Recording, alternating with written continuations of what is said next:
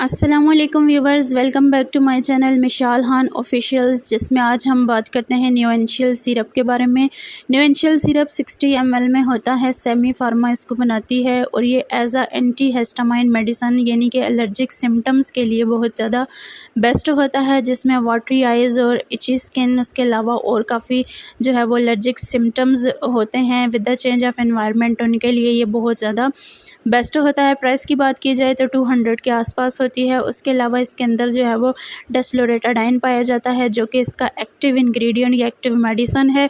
ये था इसका इंट्रोडक्शन। अब हम बात करते हैं कि कौन से हालात में आप इसको इस्तेमाल कर सकते हैं। अगर आपको मौसमी बुखार है या उसके अलावा भी आपको जो है वो बुखार हो जाता है, एलर्जी भी है, आपको स्किन एलर्जी है या कोई भी किसी भी किस्म की एलर्जी है, तो तब आप इसको इस्तेमाल कर सकते हैं। इसी तरह अगर आपकी स्किन पे ख़ारिश रहती है या पुरानी से पुरानी एलर्जी है, तब भी आप इसका यूज़ कर सकते हैं। अगर आपकी आंखों में से ख़ारिश आती है या आपकी आंखों में से पानी आता है या आपकी नाक की अंदरूनी झिल्ली में ख़ारिश है या नाक में से पानी आता है या आपको हाइव्स है या स्नीजिंग है या रैश है या आपकी आंखों में से जो है वो लाली भी ज़ाहिर होती है, तो ये सारी इस तरह की कंडीशन है जिसमें आपको छींकें भी आ रही होती हैं, इवन आपको खांसी भी होती है और आपको इसके साथ साथ जो है वो फ़ीवर या बुखार भी होता है। तो इस तरह की तमाम कंडीशंस में आप इसका इस्तेमाल कर सकते हैं।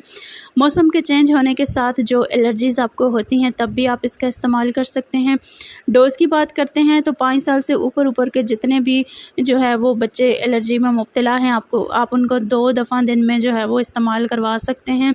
अगर बीमारी की नोयत नॉर्मल है, अगर बीमारी की नोयत ज़्यादा है, तो फिर आपका फ़िज़िशियन ही आपको देख के बताएगा कि आया इसकी कितनी डोज़ जो है वो लेनी चाहिए। इसी तरह अगर आप जो है वो हामिला है या दूध पिलाने वाली माँ है या आप जो है वो बहुत ज़्यादा सेंसिटिव हैं या आप जो है वो किडनी और लिवर के मर्ज़ में मुब्तला हैं या ऑलरेडी कोई मेडिसिन खा रही हैं, तो इस तरह की कंडीशन में लेने से पहले लाज़मन अपने फ़िज़िशियन से मशवरा कर लें।